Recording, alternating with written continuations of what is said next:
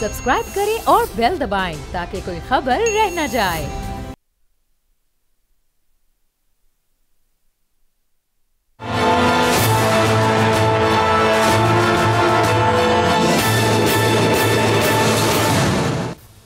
अस्सलाम वालेकुम, मैं हूं बाब जहांगीर। आप देख रहे हैं प्रोग्राम तज्जिया। नई नई सियासी जमातें पाकिस्तान में बन रही हैं और पुरानी सियासी जमातें इलेक्शन की तैयारी कर रही हैं और अचानक ऐसा लग रहा है 9 मई के बाद के तमाम सियासी जमातें इलेक्शन करवाने पर मुत्तफिक भी हो चुकी हैं और हुकूमत भी अब राज़ी हो चुकी है अपनी मुद्दत से पहले हुकूमत छोड़ने के लिए। वरना इससे पहले नून लीग का मौक़िफ़ बड़ा वाज़ेह था कि आइनी मुद्दत पूरी करेंगे और उससे पहले असम्बलियाँ तहलील नहीं की जाएंगी। लेकिन बिलाखिर पीपल्स पार्टी ने नून लीग को मना ही लिया है और न सिर्फ ये दोनों बड़ी जमातें मान चुकी हैं बल्कि बाकी तमाम जमातें भी इस वक्त भरपूर तरीके से अब इलेक्शन कैंपेन को आगाज़ करना ही अब उसका चाहती हैं। अब सूरत हाल यहाँ पर यह है कि निगरान सेटअप के लिए मुशावरत तकरीबन मुकम्मल हो चुकी है। आसिफ जरदारी और शहबाज शरीफ की बड़ी अहम मुलाकात हुई है, लेकिन ये इत्तेफाक किया गया है कि कोई भी नाम मंजर-ए-आम पर ना लाया जाए, ना पार्टी मीटिंग्स में इसको डिस्कस किया जाए, ना मीडिया के सामने इसको डिस्क्लोज किया जाए। अलबत्ता होने वो लोग सियासी ही चाहिए। शहबाज शरीफ जो कि अब राज़ी हो चुके हैं वक्त से पहले असम्बलियाँ तोड़ने के ख़त्म करने के, उनका क्या कहना है और किस तरह से वो राजी हुए हैं, जरा ये देखिए, फिर मजीद बात करें। हमारी हुकूमत है जो कि अगले माह वो अपना मुद्दत मुकम्मल कर लेगी और मुद्दत मुकम्मल होने से पहले हम इंशाअल्लाह जाएंगे और नई इंटरिम गवर्नमेंट आएगी। अब मुद्दत मुकम्मल होने से पहले इसलिए चले जाएंगे चूंकि निगरान हुकूमत के नामों पर इत्तेफाक हो चुका है और बड़ा वाज़ेह दोनों जमातें इस बात पर भी जोर दे रही हैं कि निगरान हुकूमत सियासतदानों पर ही मुश्तमिल होनी चाहिए, चाहे वो वज़ीर आज़म हो, चाहे वो वज़राए आला हो, उन सब का ताल्लुक सियासत से होना चाहिए और किसी और के लिए दरवाजे नहीं खोलने चाहिए। कमर ज़मान कायरा ने इस बारे में बड़ी तू की, उनके चंद जुमले भी ज़रा मुलाहिज़ा कीजिएगा। समझता हूँ कि वजीर आजम हो, वजीर आला हो या वज़रा के ऑफिस हैं, ये प्योरली सियासी होते हैं। इस पे सियासतदान ही होने चाहिए। हाँ, जो हमारे आइन का तकाजा है कि वो और उनका खानदान जो भी इसमें आए वो अगला इलेक्शन नहीं लड़ सकेंगे। जहां तक ताल्लुक इसका है कि इत्तेफाक राय सियासतदान पे नहीं हो सकता, वो तो किसी जज और जर्नैल पे, किसी ब्यूरोक्रेट और किसी साफी पे भी नहीं हो सकता। लेकिन ये होते क्योंकि खालिस्तान सियासी है, लिहाजा इनको सियासतदानों के हवाले होना चाहिए, ये टेक्नोक्रेट्स का काम नहीं। अब इस वक्त इत्तेहादी जमातों से तो मुशावरत चल रही है वज़ीर आज़म की, लेकिन लीडर ऑफ अपोजिशन से जब वो बात करेंगे तो ज़ाहिर है राजा रियाज साहब, जिनको पीटीआई बराए नाम लीडर ऑफ अपोजिशन कहती है, वो भी मुत्तफ़िक हो जाएंगे। पाकिस्तान तहरीक इंसाफ के इस पर तहफ़्फ़ुज़ात अपनी जगह पर हैं और क्या वो निगरान सेटअप को मानेंगे या नहीं मानेंगे, इस वक्त ये एक बड़ा सवाल है। चूँकि अब ये हुकूमत ख़त्म होने में 1 माह का तकरीबन अरसा रह गया और शायद उससे पहले हुकूमत ख़त्म हो जाए तो ये 2 से 3 हफ्तों की बस कहानी है और उसके बाद फिर 60 दिन में इंतख़ाबात की तरफ जाना है। तो क्या आगे सियासी मंजरनामा बनेगा, कौन निगरां सेटअप का पार्ट हो सकता है, कौन वज़ीर आज़म हो सकता है, कौन पंजाब और केपी के वज़ीर आला के तौर पर, वहाँ पर तो खैर निगरां हुकूमतें अभी मौजूद हैं ही, अभी निगरां सेटअप किस तरह से बनाया जाएगा और कौन कौन इसमें शामिल होगा, इस पर गुफ्तगू करेंगे। साबिर शाह साहब हमारे साथ मौजूद हैं, सीनियर तज्ज़ियाकार हैं। सैयद मुज़म्मिल शाह साहब भी हमें ज्वाइन कर चुके हैं, सीनियर तज्ज़ियाकार हैं। तो साबिर शाह साहब, गुफ्तगू का आगाज़ आपसे करते हैं। अब निगरां सेटअप का क़याम बस अमल में लाना है, अब थोड़े दिन में इसका ऐलान होने वाला है। क्या आपके पास खबरें, आपका तज्ज़िया क्या कहता है, वो कौन सा सियासतदान होगा जिसकी तरफ अब सारी सियासी जमातें इस वक्त इशारा कर रही हैं कि सियासतदान ही होना चाहिए, किसी और के लिए जगह नहीं छोड़नी चाहिए, क्या कहेंगे? देखिए पाकिस्तान पीपल्स पार्टी और नून लीग की जो मुकासमत की एक लंबी स्टोरी है, लव हेट रिलेशनशिप की, और इनके जो नीड बेस्ड अलायंसेज हैं, मसलियत के तहत बनने वाले अलायंसेज और जाती फायदे के लिए जो ये अलायंस बनाते हैं, उसको देखते हुए मैं ये कह सकता हूँ कि इनका किसी नाम पे इत्तेफाक होना बहुत मुश्किल है। अच्छा, स्पेशली किसी सियासतदान पे। तो मुमकिन है किसी थर्ड अंपायर ने नाम दिए हों और इनको एग्री करना पड़ा हो। मैं ये जाती तौर पे समझता हूँ। तो लेकिन जिस तरह ये हुकूमत वो कह रहे हैं कि अगले महीने चली जाएगी, जो मुझे लगता है कि अब चली जाएगी, तो फिर इसका मतलब है इलेक्शंस भी अक्टूबर या नवंबर में होने जा रहे हैं। क्योंकि और भी दाएं बाएं आप चीजें देखें, तरीके इस्तेकाम पार्टी का आना और फिर अब परवेज खटक साहब का खैबर पख्तूनख्वा में एक अलहदा विंग बनाना, अलहदा पार्टी बनाना, इससे लगता है कि इलेक्शन की तरफ हम जा तो रहे हैं। सो अगर तो अक्टूबर नवंबर में इलेक्शन होते हैं तो इसका मतलब है फिर केयर टेकर सेटअप के जो है क्याम वो को बहुत ज्यादा रेलेवेंट नहीं होगा। फिर तो ये कि 60-90 दिन में इलेक्शन हो जाएंगे। पहले ये इसलिए बहुत ज्यादा इंपॉर्टेंस इख्तियार कर गई थी चीज, क्योंकि हमारा ख्याल था कि केयर टेकर सेटअप जो है वो आएगा और काफी लंबे अरसे के लिए रहेगा। और फिर केयर टेकर सेटअप की जो शक्ल थी उसके ऊपर भी हम मुख्तलिफ बहस मुबाहिसे में लगे हुए थे कि टेक्नोक्रेटिक होगा, किसी जज के नीचे होगा, किसके नीचे होगा। तो अब महसूस ये होता है कि अगर तो नाम किसी थर्ड अंपायर ने दिए हैं तो फिर इनको एग्री होना पड़ेगा, और शायद हो भी गए हों। तो साबिर साहब, आप ये कह रहे हैं कि चूंकि बहुत थोड़े टाइम के लिए आएगा केयर टेकर सेटअप, तो वो इररेलेवेंट हो जाएगा, लेकिन उसकी रेलेवेंसी इस लिहाज से ज़्यादा नहीं हो जाएगी कि इतने छोटे मुख्तसर अरसे में ऐसे इंतखाबात जो कि सब माने। आज MQM ने भी कहा कि इंतखाबात ऐसे होने चाहिए जो सबके लिए काबिल कबूल हों, तो ये तो बड़ी भारी जिम्मेदारी होगी फिर निगरान सेटअप पर। गुजारिश ये जी, इंतखाबात कम अज कम पाकिस्तान तरीके इंसाफ तो नहीं मानेगी जो उसके साथ हुआ है।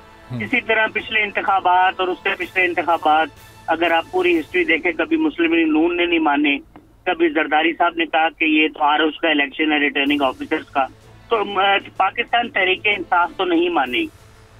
वो तो कहेगी कि इलेक्शन में धांधली हुई, और ये वो कहेंगे जी हमारे लोग जोड़े गए, डराया गया, धमकाया गया, तो ये प्री पोल रिगिंग भी हुई, फिर बैलेट बॉक्स रिगिंग भी हुई। तो अगर आप ये कहें कि सारे मानेंगे, वो तो कोई नहीं मानेगा जी। 1970 के बाद किसी ने कोई इलेक्शन नहीं माना।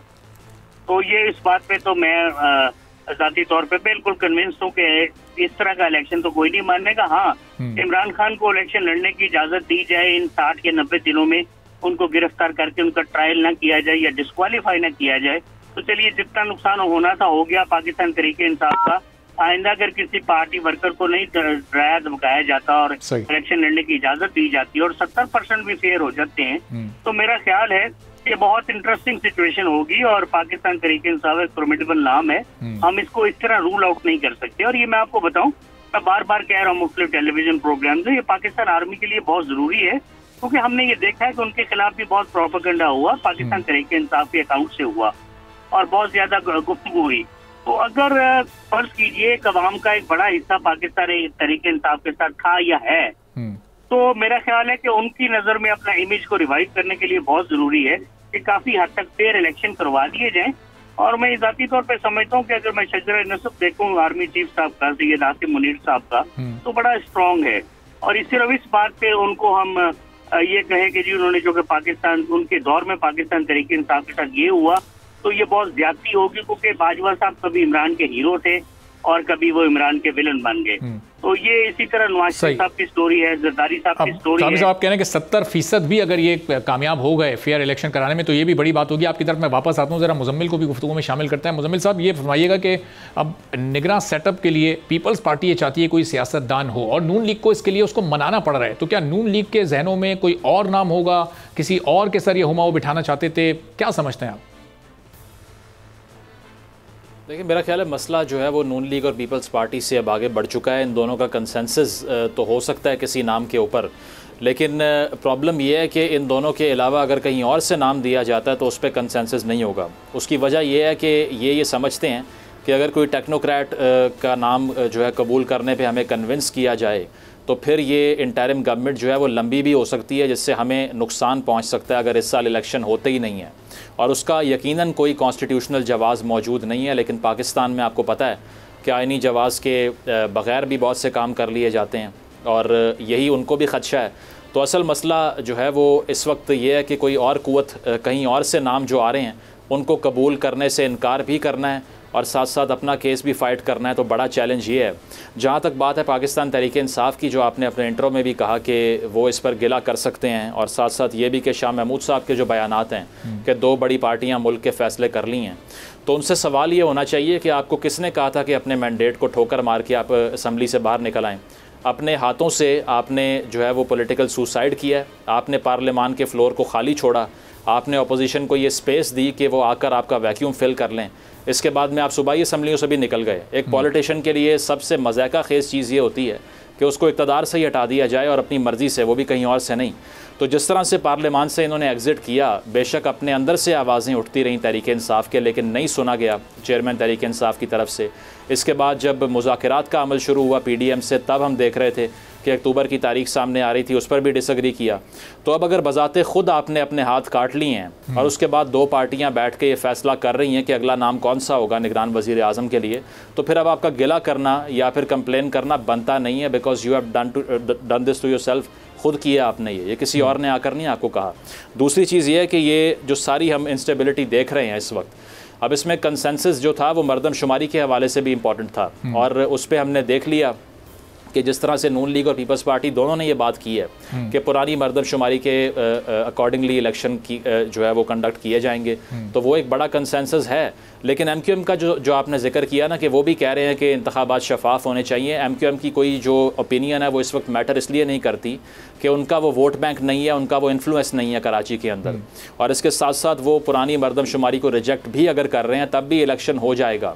और उसकी वजह यह है कि उनके पास वो पॉलिटिकल पावर नहीं है। बल्दियाती इंतखाबात में वो ग्राउंड में मौजूद नहीं थे, एक MN बनाने की उनकी इस वक्त जो लगता है ये कि पोजीशन नहीं है, तो उसके बाद अगर वो एहतजाज कर भी लें तो हमेशा की तरह एक आधी वजारत के बाद वो खामोश हो जाएंगे। तो लगता यही है कि बड़ा चैलेंज इस वक्त जो है, क्योंकि हम सुनते आ रहे हैं कि किसी इकोनॉमिस्ट का नाम भी आ रहा है, इसके अलावा किसी सहाफ़ी का नाम भी आ रहा है बतौर निगरान वज़ीर आज़म, तो असल मसला जो है वो पॉलिटिशियंस के दरमियान है कि वो अब किसी और नाम को, किसी और की तरफ से दिए गए नाम को कबूल करेंगे या फिर किसी पॉलिटिशियन को चूज करेंगे। अब अगर किसी पॉलिटिशियन पर ही ये लोग एग्री करते हैं, अगर कोई पॉलिटिशियन ही आता है और फिर एक पॉलिटिकल सेटअप बन जाता है, तो वो तो वैसे ही उसमें से फिर बाइसनेस को कैसे ख़त्म करेंगे? फिर तो जो भी जमात अपोजिशन की, और अभी आगे जाकर तो इन जमातों ने एक दूसरे से अपोजिशन ही करनी है, इलेक्शन एक दूसरे के खिलाफ ही लड़ना है, तो फिर कैसे उस पर इत्तेफाक हो सकेगा? वो तो इलेक्शन आने वाला वैसे ही मुतनाज़ हो जाएगा। देखिए, कॉम्प्रोमाइज़ ही होता है ना। मुतनाज़े इलेक्शन जो ज़्यादा होने का ख़दशा है, उसका वो ख़दशा क्या है? वो ख़दशा ये है कि तहरीक इंसाफ रिज़ल्ट को कबूल नहीं करेगी। अब 2018 में जो इलेक्शन हुआ जिसमें RTS बिठाए गए, कन्फेशंस भी की गई, बाद में सारी रात रिज़ल्ट नहीं आया, सुबह 11 बजे अगला रिज़ल्ट आया, रात 11 बजे के बाद से। और जिस तरह से मैनेज करके हुकूमत दी गई पाकिस्तान तहरीक इंसाफ को, ख़ुसूसन पंजाब के अंदर, उसके बाद ये कहना कि हमारे ख़िलाफ़ धांधली हो जाएगी, तो this is what goes around comes around वाली बात है कि जो आपने कर दिया है वही आपके सामने अब आएगा। नहीं होना चाहिए ऐसा, शफाफ इंतखाबात होने चाहिए।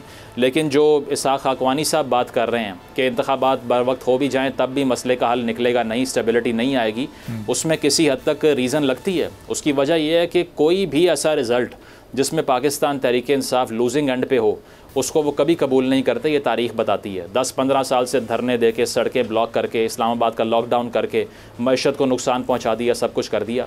तो अब आकर अगर वो एकदम से कबूलियत की तरफ चले जाएं कि जो हमारे ख़िलाफ़ हो रहा है उसको भी हम एक्सेप्ट कर लें, ऐसा होगा नहीं।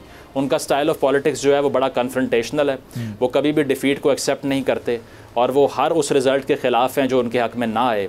इसीलिए इंतखाबात के बाद भी मुझे लगता है कि स्टेबिलिटी वापस आना इज़ नॉट वेरी ईजी। सही। और इस वक्त तो वैसे ही बड़े डिवाइड वो हो चुके हैं। अब KP में भी एक नई जमात का ऐलान हो चुका है। परवेज़ खटक ने पाकिस्तान तहरीक इंसाफ पार्लियामेंटेरियंस का ऐलान कर दिया है, और उसमें कुछ 57 के पाकिस्तान तहरीक इंसाफ के साबिक अरकान शामिल हैं जो कि इस नई जमात को अब ज्वाइन कर चुके हैं। ज़ाहिर शाह शिराजी साहब ब्यूरो चीफ हैं पेशावर के, हमें ज्वाइन कर चुके हैं। ज़रा उनसे इस सियासी जमात से मुतालिक कुछ मज़ीद मालूमात हासिल करते हैं। ज़ाहिर शाह साहब, ये क्या इलेक्शन से पहले ये जमात फ़ाल हो जाएगी? परवेज़ खटक ने इस बारे में मज़ीद क्या कुछ बताया कि आने वाले इलेक्शन में इसी प्लेटफॉर्म से तमाम लोग हिस्सा लेंगे, और ये 57 से तादाद बढ़ भी सकती है, या बस ये इतने ही लोग थे जो इन्होंने जमा कर लिए?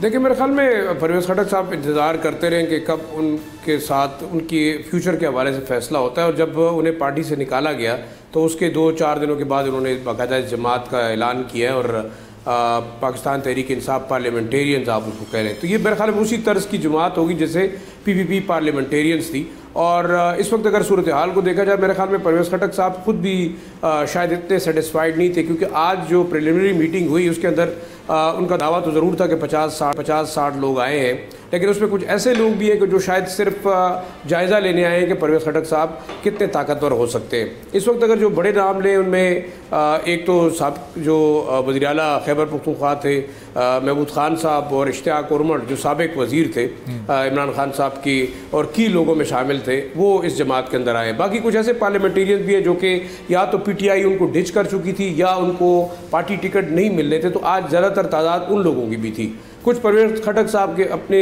करीबी रिश्तेदार या करीबी जो उनके हार्डकोर टीम के लोग थे वो आज ज़रूर मौजूद थे। बड़ी दिलचस्प बात बताऊँ आपको कि इसमें अवामी नेशनल पार्टी के कुछ पार्लियामेंटेरियंस जो साबका थे वो भी आए थे। अच्छा। पीपल्स पार्टी के लोगों को भी परवेज़ खटक साहब ने बुलाया।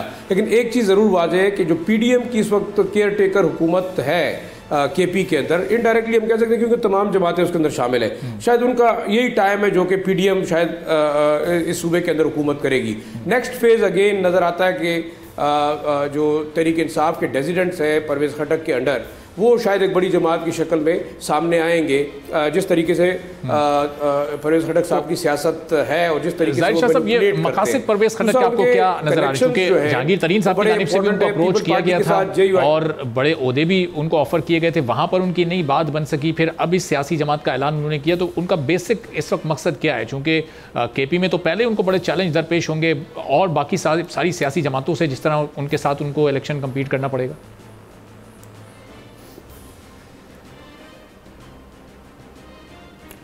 देखिए, मेरे ख्याल में ये जमात जो है सूबाई जमात है। जिस तरह आप समझ रहे हैं कि पंजाब के अंदर एक डेजिडेंट ग्रुप बनाया अलीम खान के अंडर, इस तरह परवेज़ खटक साहब सूबे को कंट्रोल कर। जो मेरी ज़ाती राय है वो ये है कि शायद जो परवेज़ खटक साहब है वो डिफेक्टो समझते हैं कि वो चीफ मिनिस्टर हैं अगले सूबे के अंदर और वो कोलिशन एक गवर्नमेंट बनाएंगे यहाँ पे। बाकी आपके सेंटर के अंदर जो पुराना प्लान है, मेरे ख्याल में इलेक्शन से पहले जब बात हो रही थी, इलेक्शन से शायद फ़र्क नहीं पड़ेगा, ना वोट डालने से पड़ेगा।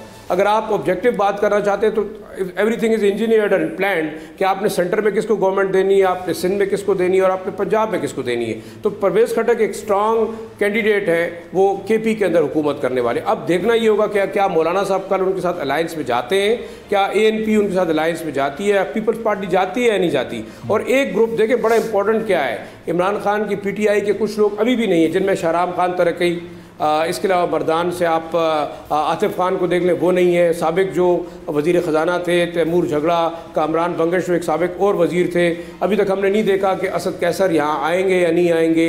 हमने ये भी नहीं देखा आज के शाह फरमान जो साबिक गवर्नर है वो PTI में रहेंगे या परवेज़ खटक को ज्वाइन करेंगे। एक लिहाज से मैं जो इम्पोर्टेंट चीज़ है, परवेज़ खटक साहब इतनी पावरफुल शो नहीं कर सके आज जैसे कि वो शायद सोचते रहे और उनको एक खौफ था। आप देखिए अलीम खान ने 8-10 मेंबर्स के साथ प्रेस कॉन्फ्रेंस कर डाली कि जनाब मैं पार्टी अनाउंस कर रहा हूँ, तो वाई नॉट परवेज़ खटक साहब। तो मेरे ख्याल में उनको पहले भी खौफ थोड़ा सा है कि PTI का जो बेसिक लीडरशिप है वो स्टिल इंटैक्ट नज़र आती है। तो खटक साहब को एक चैलेंज ये भी आएगा। बहरहाल देखिए, मेरे ख्याल में अगर आप जाते हैं फेयर एंड फ्री इलेक्शंस पे तो फिर तो बात और होगी। ओवरऑल ग्राउंड के ऊपर आप देखें, दूसरी तरफ अगर देखें कि अगर ये इंजीनियर्ड इलेक्शन होता है या प्लान्ड इलेक्शन होता है तो उसमें ना तो वोट डालने से फ़र्क पड़ेगा, ना कैंडिडेट से फ़र्क पड़ेगा और ना पॉलिटिकल पार्टीज़ के होने ना होने से फ़र्क पड़ेगा। इलेक्शन होगा और जो हुकूमतें बनाई जानी है वो बनेंगी। ये एक बड़ा इंपॉर्टेंट क्वेश्चन है कि आया वाकई इलेक्शन फेयर एंड फ्री होगा या नहीं होगा।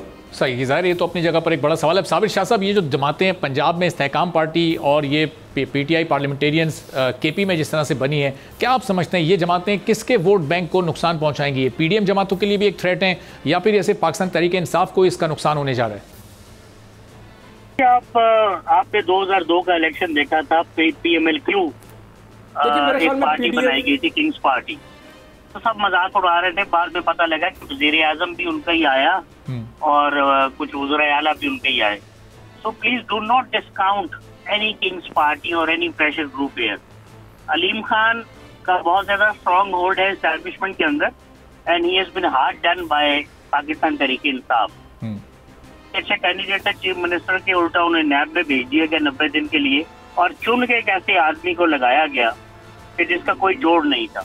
इसी तरह जहांगीर तरीन वाज हार्ड डन ऑन 15 दिसंबर 2017। एक ही मुकदमे में इमरान खान जो हैं वो सुरखरू हुए और उन्हें डिस्क्वालीफाई किया गया। सो पंजाब में आप बिल्कुल इन्हें डिस्काउंट मत करें। मैं आपसे गुजारिश करना चाहता हूँ, हम एक पॉइंट इग्नोर कर रहे हैं, मुझे इजाजत दीजिए। जी जरूर। देखिए, ये IMF से अब stand by arrangement staff level agreement हुआ है $3 अरब का और आपको $3 अरब UAE और सऊदी अरेबिया से भी मिले हैं। अब गुजारिश ये है कि पिछले साल सैलाब आए, फ्लड आए, 1740 लोग मारे गए, 20 लाख लोग बेघर हुए और $376 अरब का जिस इकोनॉमी का GDP हो उसको सिर्फ एक ही झटके में $30 अरब का नुकसान हुआ। इस दफा अभी आपको पता ग्लेशियर पिघल रहे हैं, बारिशें बहुत ज्यादा हुई हैं, क्लाइमेट चेंज है। खुदा ना खास्ता अगर सैलाब फिर आ जाता है तो आप मुझे बताइए, वो में हम फंसे हुए थे, यूक्रेन रशिया की वॉर हुई, क्राइसिस ऊपर, कहीं एनर्जी क्राइसिस आया, उसके अलावा हमें और बहुत सारी प्रॉब्लम्स आई, तो उसको कौन संभालेगा? सही। अब साबिर साहब, ये इकोनॉमिक फ्रंट की जो प्रॉब्लम्स है जो आप निशानदेही कर रहे हैं, अगर आप इजाजत दें तो ब्रेक के बाद इस पर डिटेल से बात करते हैं। बट ब्रेक पर जाने से पहले एक ब्रीफ कमेंट मुजम्मिल का मैं इस पूरी सिचुएशन पे ले लूँ कि जो दो पार्टीज, अब ये किंग्स पार्टीज आप इनको कह लें, उस वक्त तो एक पार्टी थी जब 2002 का हवाला दिया साबिर साहब ने, तो अब यहाँ दो पार्टीज हैं, तो किसका वजीर आजम होगा, किसका वजीर आला होगा? मुजम्मिल अगर ब्रीफली आप बता सकें। देखिए, इन पार्टीज़ का पर्पस जो है वो वोट गैदर करना नहीं, वोट तोड़ना होता है। जिस तरह से पंजाब के अंदर हमने TLP का रोल देखा है कि 30 MN ने इसको नुकसान पहुंचाया PMLN के पिछले इलेक्शन में, इसी तरह ये दो पार्टीज़ जो हम मर्ज करती हुई देख रहे हैं, जिसमें PTI के लोग हैं मोस्टली। पहली बात तो ये कि पीपल्स पार्टी जो है वो इससे काफ़ी खफा थी कि कुछ लोग हमारे थे, वापस आने चाहिए थे, नहीं आए।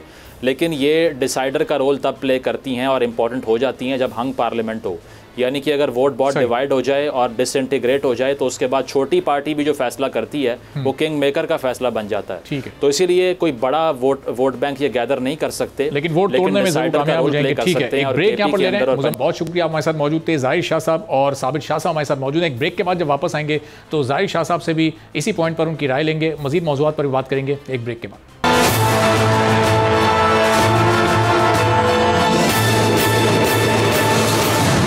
प्रोग्राम में एक बार फिर आपको खुशामदीद कहते हैं और ऐन इंतखाबात से पहले और मुद्दत जो हुकूमत की पूरी होनी है उससे पहले एक और नई सियासी जमात का ऐलान KP में हुआ और इसी बारे में हम अभी गुफ्तगू कर रहे हैं। ज़ाहिर शाह साहब, ये फरमाइएगा कि अब ये जिस तरह अभी ब्रेक से पहले मुजम्मिल कह रहे थे कि ये इन जमातों का मकसद वोट गैदर करना नहीं होता, वोट तोड़ना होता है, तो KP में ये जमात किसके वोट तोड़ेगी? पंजाब में सूरत हाल क्या आपको नज़र आ रही है आगे? देखिए, मुजम्मिल ने जो बात की वो किसी हद तक मैं उससे एग्री इसलिए करूँगा कि इस वक्त वोट तोड़ने की बात नहीं। अगर आप समझते हैं कि यहाँ पे मेन पॉलिटिकल पार्टीज़ जो हैं, अगर हम असेस करें तो JUIF एक ऐसी फोर्स थी जिसने PTI के साथ बहुत सारी सीटों पे कॉन्टेस्ट किया। तकरीबन 51-52 ऐसी सीटें थी जिसमें वो रनर्स अप रहे थे पिछले इलेक्शन में। इसके बावजूद कि PTI का एक ट्रेंड था और हर जगह बैड को वोट पड़ा। दूसरा, अगर आप देखें 16 सीटें उन्होंने जीती, तो हम ये समझ सकते हैं कि इस वक्त कॉन्टेस्ट होगा JUIF और बाकी जमातों का।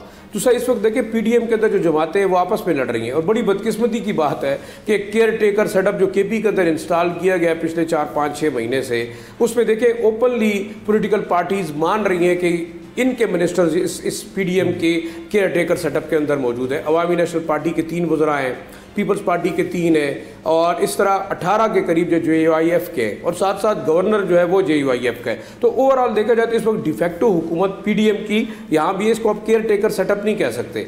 दूसरा, अगर आप देखें तो परवेज़ खटक साहब की जो पार्टी है उसके मुकाबले में अभी भी पाकिस्तान तहरीक इंसाफ के बहुत सारे लीडर्स हैं जिनकी डिसीजन अभी रहने हैं कि आया वो परवेज़ खटक साहब के साथ जाना चाहते हैं या इस्तेकाम पाकिस्तान पार्टी के साथ जाना चाहते हैं। क्योंकि इसमें बड़े साउथ की तरफ अगर देखें, जो मौलाना फजल रहमान साहब के खिलाफ कंटेस्ट करेंगे KP के अंदर, वो है गंडापुर फैमिली। अब देखना ही होगा कि वो किधर जा रहे हैं। दूसरा, मर्दान, सवाबी और हज़ारा के अंदर बहुत सारी PTI लीडरशिप है जो स्टिल इंटैक्ट है, उन्होंने अपने फ्यूचर का फैसला नहीं किया, तो ये इंपॉर्टेंट है।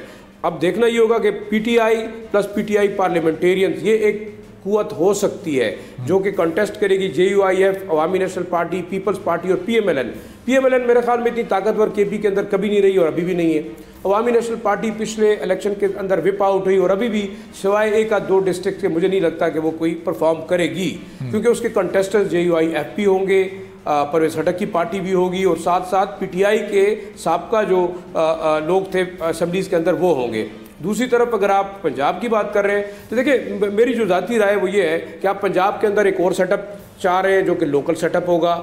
KP के अंदर लग भी ये रहा है, तमाम जो डेवलपमेंट हो रही है KP के अंदर एक लोकल सेटअप होगा और आपके सिंध के अंदर अगर पीपल्स पार्टी का एक फोर्स है तो पीपल्स पार्टी सिंध के अंदर लाइकली कि वो हुकूमतें बनाएगी। अब सेंटर के अंदर क्या फैसला हुआ है वो आप देख रहे हैं। मेरे ख्याल में इस वक्त ओवरऑल पीपल्स पार्टी भी पुरुमीद है, PMLN भी पुरुमीद है, लेकिन असल सियासत पंजाब की है कि पंजाब के अंदर जो वोट बैंक होगा, पंजाब के अंदर जो जीतने वाली पार्टी होगी वो डिसाइड करेगी कि सेंटर के अंदर हुकूमत किसकी आ रही है। लेकिन वाकई के इस वक्त अगर आप देखें तो बड़ी पार्टीज को तोड़ा जा रहा है। PMLN का वोट बैंक काउंटर होगा इस्तेकाम पाकिस्तान और प्लस PTI के साबिक रेजिडेंट्स।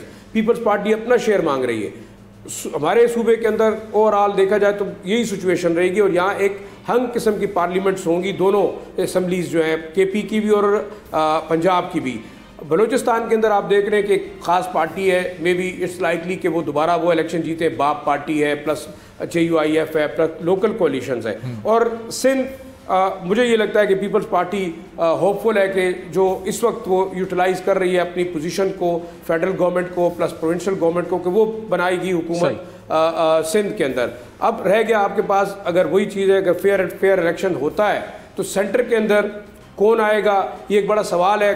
कौन चाहता है, जो प्लानर्स हैं, क्या वो चाहते हैं कि PMLN दोबारा आएगी? अगर आपने PTI के सरबराह को माइनस किया तो क्या नवाज शरीफ साहब भी माइनस हैं, मरीम नवाज साहिबा भी माइनस है? अपेरेंटली नज़र यही आ रहा है। तो मेरे ख्याल में एक बड़ी अजीब किस्म की सिचुएशन है। मैं नहीं समझता कि कोई बड़ी और स्टेबल किस्म की गवर्नमेंट होगी। पाकिस्तान पीपल्स पार्टी नवाज शरीफ को मशवरा भी दे रही है खुर्शीद शाह साहब की आवाज में कि आप इलेक्शन के रिजल्ट को मानेगी, ये इलेक्शन से आप आउट कर लें और आप किंग मेकर बन जाए। जाहिर शाह साहब, मैं वापस आपकी तरफ आता हूँ। तो साबिर शाह साहब, अब ये जो सूरत हाल खासतौर पर मरकज़ और पंजाब में बननी जा रही है, पीपल्स पार्टी क्यों इतनी पूरा एतमाद है मरकज़ और पंजाब को लेकर, जबकि यहाँ पिछले 2 इलेक्शंस में उनके नंबर कुछ खास अच्छे नहीं रहे? और अब ये जो नई जमातें बन रही हैं, इसमें से भी लोग पीपल्स पार्टी में तो नहीं जा रहे, नई जमातों में जा रहे हैं, तो इनके इतने पूरे एतमाद होने की क्या वजह है? सबसे पहली बात तो ये है कि मैं अमूमन नंबर्स वगैरह नहीं डिस्कस करता। उसकी वजह ये है कि इलेक्शन फेयर नहीं होते। अच्छा। दूसरी बात ये है कि मैं बहुत सारी बातों से एग्री कर रहा हूँ जाहिर शाह साहब की कि ये एक रीजनल पार्टीज का मुरब्बा बनेगा। It is going to be a cocktail of 12 to 15 parties. Pressure group होंगे, किंग्स पार्टीज होंगी, एक मार्जिनलाइज्ड PTI होगी, और फिर एक बटी हुई PMLN इसलिए होगी कि वो नवाज शरीफ साहब जो ख्वाब देख रहे थे कि पंजाब में मैं सीटें ले जाऊंगा सारी और वज़ीर आज़म में बन जाऊंगा। भाई यहाँ तो अब जंगीर तरीन और अलीम खान ने भी हिस्सा लेना है। यहाँ पर पीपल्स पार्टी सेंट्रल और सदर्न पंजाब में हिस्सा लेना चाह रही है, तो आपको तो पंजाब में से नहीं मिलेगा। अच्छा, अब मैं जाहिर शाह की इस बात से भी काफी हद तक एग्री करता हूँ कि मेरा ख्याल है कि नवाज शरीफ और आसिफ जरदारी भी जो खुशियां मना रहे थे इमरान खान के जाने के बाद, they seem to be short lived. वो उनका भी मुझे बहुत ही मुश्किल लग रहा है।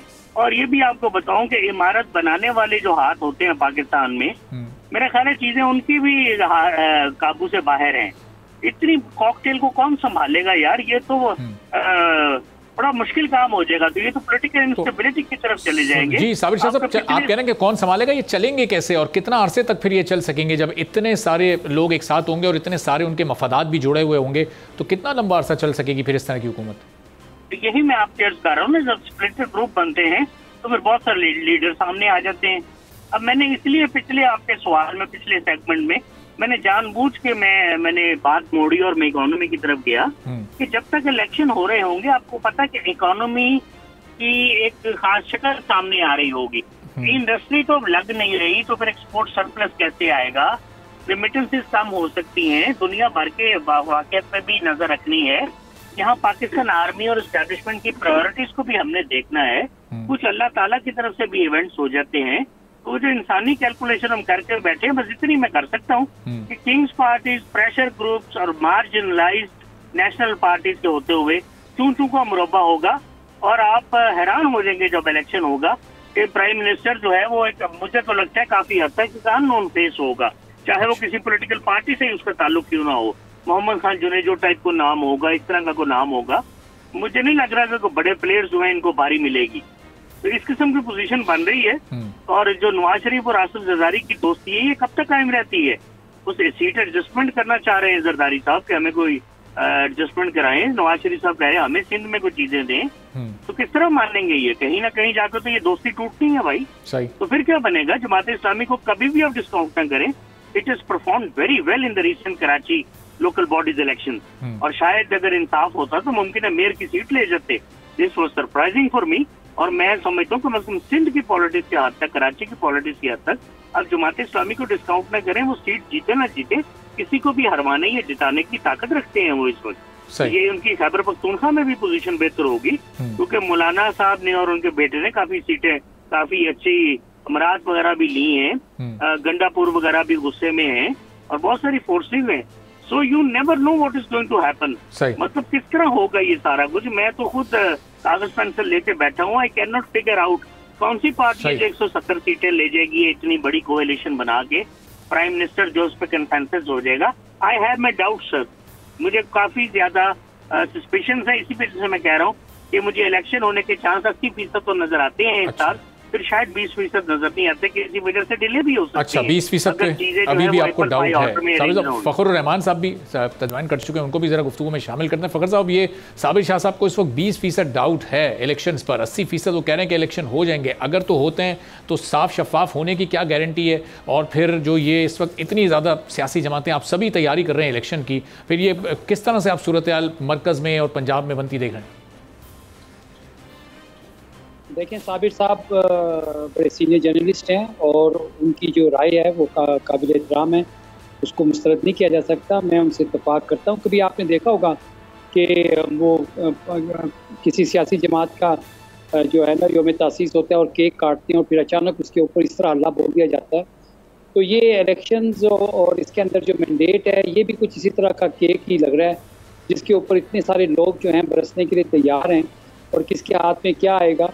ये जैसे साबिर साहब भी कह रहे थे चूचू का मुरब्बा, बिल्कुल ऐसी सूरत हाल बन सकती है, क्योंकि आज परवेज़ खटक साहब ने एक अपनी अलग मस्जिद बना ली है, उधर इस्तेकाम पाकिस्तान एक अलग जमात बन गई है। तो इस तरह की अगर सूरत हाल होगी तो फिर आपको, जिस तरह साबिर साहब भी कह रहे थे कि मईशत के हवाले से तमाम जो नज़रें जो हैं वो पाकिस्तान के अंदरूनी और बैरूनी जो सरमायाकार है उनकी सियासी इस्तेकाम पर लगी हैं, और उसके लिए इलेक्शंस का जो है शफाफ तरीके से होना सबसे पहले ज़रूरी है। और पाकिस्तान को जिन ममालिक ने 2 अरब 1 अरब डॉलर और दीगर ममालिक ने जो डॉलर्स दिए हैं, IMF ने दिए हैं, वो पाकिस्तान के अंदर एक साफ शफाफ इलेक्शंस चाहते हैं, सियासी इस्तेकाम चाहते हैं। अगर पाकिस्तान के साथ मज़ीद मजाक ना किया गया, साफ शफाफ इलेक्शंस किए गए, तो पाकिस्तान यकीनन माशी तौर पर बेहतरी की तरफ जाएगा। लेकिन जो सूरत हाल इस वक्त नज़र आ रही है और उसमें मुझे लग ये रहा है कि पाकिस्तान पीपल्स पार्टी, पाकिस्तान मुस्लिम लीग नवाज़, ख़ास तौर पर नवाज़ जो है वो इलेक्शन से फ़रार होना चाहते हैं, क्योंकि उनको लग रहा है कि उनको कोई मैंडेट नहीं मिलेगा जिस तरह से वो चाहते हैं। और जैसे 1.5 साल पहले पीपल्स पार्टी और नून लीग के दरमियान ये तय पाया था कि पहले वज़ीर आज़म शहबाज शरीफ होंगे और उसके बाद बिलावल वज़ीर आज़म बनेंगे, तो ये जो सियासी मफादात हैं इसमें टकराव जो है वो आगे जाकर नजर आएगा। अभी शहबाज शरीफ साहब ने तो कल बड़ा ऐलानिया तौर पर कहा है कि हम तो अपनी मुद्दत भी नहीं पूरी करना चाह रहे, हम पहले ही चले जाएंगे, निगरान हुकूमत के आने से पहले हम हुकूमत छोड़ देंगे। तो फिर क्यों इलेक्शन से फरार चाह रहे हैं वो आप? देखें, आज आपने देखा होगा कि MQM की जानिब से ये जो हल्का बंदियों के हवाले से एक अहम बयान जो था वो सामने आया, और वो जो नवाज शरीफ की जो पार्टी है, शहबाज शरीफ जो है वो ये चाहते हैं कि 90 दिन के बाद का टाइम जो है वो आ जाए, 90 दिन के अंदर इलेक्शन हो और फिर इसी तरह से मर्दमशुमारी हो या हल्का बंदियों का मसला हो, इसको एक बहाना बनाकर इलेक्शन को मज़ीद आगे ले जाया जा सके, क्योंकि उनके पास कोई बयानिया नहीं है। मुझे बताएं, 13 जमातें जो हैं वो एक दूसरे के खिलाफ कौन सा बयानिया इस्तेमाल करेंगी? महंगाई देख लें, मईशत देख लें, एक्सपोर्ट्स देख लें, इंपोर्ट्स देख लें, फॉरेन एक्सचेंज रिजर्व देख लें, आप किसी भी तरह से इन सियासी जमातों तो फखर साहब, इनका बयानिया एक दूसरे के खिलाफ नहीं होगा, बल्कि इनका बयानिया वो पिछले 4 साल, जिस तरह शहबाज शरीफ भी बात करते हैं, जिस तरह बिलावल भुट्टो भी करते हैं, वो पिछले 4 साल के ही उस बयानिए पर इलेक्शन लड़ेंगे जो गुज़िश्ता हुकूमत का था। नहीं, ये 1.5 साल के अंदर देखें, आवाम की अगर आप राय जाके पूछें तो आवाम जो है पहले सियासी तौर पर तो पिछले इलेक्शंस में जो है वो अपने वोट की चॉइस को जो है वो फोकियत देते थे, लेकिन अभी जिस तरह से महंगाई और बिजली के बिलों में जो इजाफा देखा गया, अब एक आवाम के अंदर एक नफरत पाई जाती है और वो किसी न किसी तरह से वो चाहते हैं कि इलेक्शंस हो ताकि वो भरपूर तरीके से जो है बदला ले सके। और इसी चीज़ से ये 13 जमातें जो हैं वो खौफजदा हैं और ये चाहती हैं कि एक अबूरी सेटअप आ जाए और वो एक या 2 साल इसी तरह से गुजार दिए जाएँ ताकि हम आवाम के सामने न जाएँ और आवाम हमारी टिक्का बोटी ना करे। ये बहुत ज़्यादा खौफजदा हुए हैं। लेकिन मैं आपको ये बात बता रहा हूँ कि IMF और पाकिस्तान के दोस्त ममालिक पाकिस्तान में इलेक्शंस चाहते हैं और इसमें किसी को अच्छा लगे या बुरा लगे और साफ शफाफ इलेक्शन चाहते हैं। फखर साहब, मैं वापस आपकी तरफ आता हूँ। जाहिर शाह साहब, ये बड़ा दिलचस्प पॉइंट है फखर साहब का कि ये जो 13 जमातें हैं ये एक दूसरे के खिलाफ क्या इलेक्शन कैंपेन करेगी? मतलब मौलाना फजलुर रहमान की जमात के कैंडिडेट क्या बताएंगे? नून लीग और पीपल्स पार्टी की करप्शन को वो खोलेंगे, वो कहेंगे कि ये इन पर इल्ज़ाम लगाएंगे कि ये लोग सही नहीं थे। इनके इलेक्शन नारे क्या होंगे? क्या कैंपेनिंग कर सकेंगे एक दूसरे के खिलाफ? ये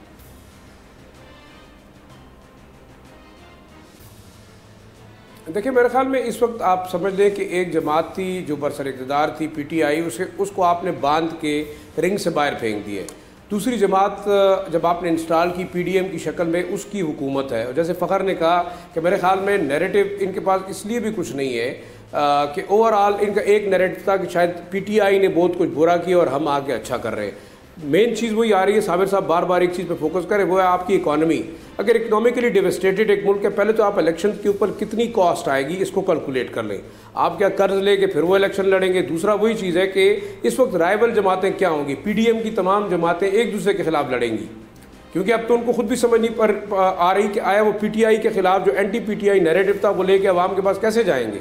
दूसरा मुझे ये बताएं कि इन पार्टीज के जो मैनिफेस्टोज हैं उसके मुताबिक अगले 5 सालों में ये क्या करने जा रहे हैं पाकिस्तान के लोगों के लिए। देखिए, अगर आप इन्वेस्टमेंट नहीं लेके आ रहे, आप इंडस्ट्री नहीं लगा रहे, आपके पास फॉरेन रिजर्व नहीं है, आपके पास अपने रिसोर्सेज नहीं है, इर्द गिर्द के हालात आप देखें, सिक्योरिटी और लॉ एंड ऑर्डर की चैलेंजेस आपको दरपेश हैं, और साथ साथ देखिए वो जो पिछला नैरेटिव था आपका ना, इस वक्त आपके पास कोई ऐसी चीज़ नहीं है जो कि आवाम खरीदेगी। इस वक्त लोग भूखे मर रहे हैं, उनके पास रोज़गार नहीं है, उनके पास बिजली नहीं है, उनके पास लाइवलीहुड के रिसोर्सेज नहीं है। तो आप अगर नौजवान नस्ल को जॉब नहीं दे सकते, बेरोज़गारों को एम्प्लॉयमेंट नहीं दे सकते, आप इंडस्ट्री का पहिया नहीं चला सकते, तो मेरे ख्याल में इस वक्त पीपल्स पार्टी या PMLN जो अपने आप को बड़ी जमातें कहती हैं, उनके पास क्या नैरेटिव है।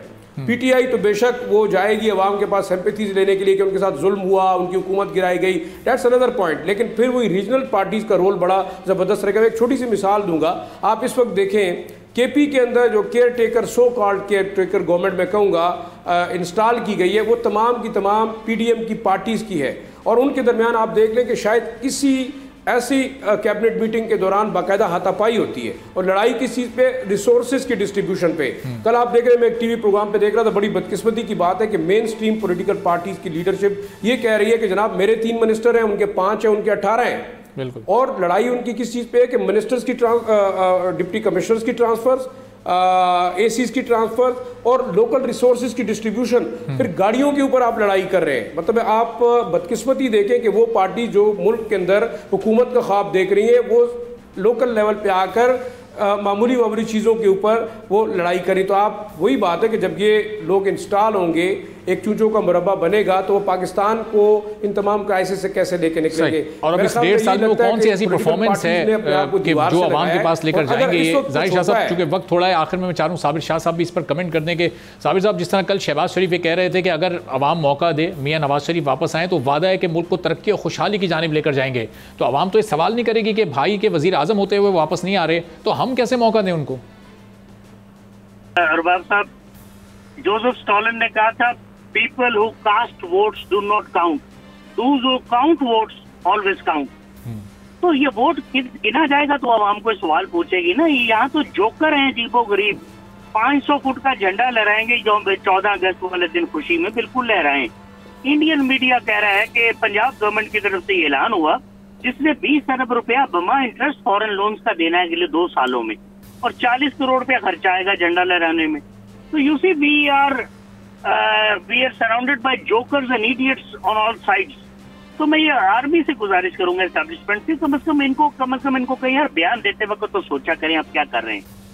इतने खौफनाक आपने बिजली, पेट्रोल और गैस के बॉम्ब गिराए हैं लोगों के ऊपर, उनके पास खाने के लिए रोटी नहीं है। आप क्या क्या समझते हैं, आपकी कैलकुलेशन क्या कहती है? कौम कभी नहीं उठेगी, चलो अभी नहीं उठेगी, 10 साल बाद उठ जाएगी, फिर क्या करेंगे आप?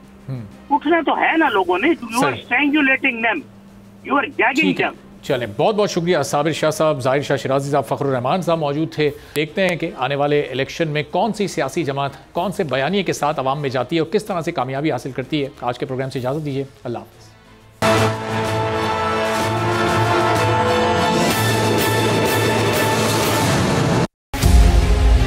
मुल्क मुस्तहकम मईशत की तरफ गामजन, स्टॉक एक्सचेंज भी मुस्बत रुख दिखाने लगा। मईशत की सूरत हाल बेहतरी की तरफ जा रही है। हम IMF के कर्जा मिलने के बाद इस सूरत हाल को बेहतर मजीद कैसे कर सकते हैं? कर्ज बहाली के रोशन इम्कान, बोल ने निभाई अपनी सहाफती जिम्मेदारियाँ, महंगाई से परेशान आवाम के लिए उठाई आवाज। रिपोर्टर और इक़्तिसादी माहिरीन के सबसे बड़े पैनल के साथ बोल की मिशन मईशत की सबसे बड़ी ट्रांसमिशन, 63% आवाम ने देखी अपनी स्क्रीन पर।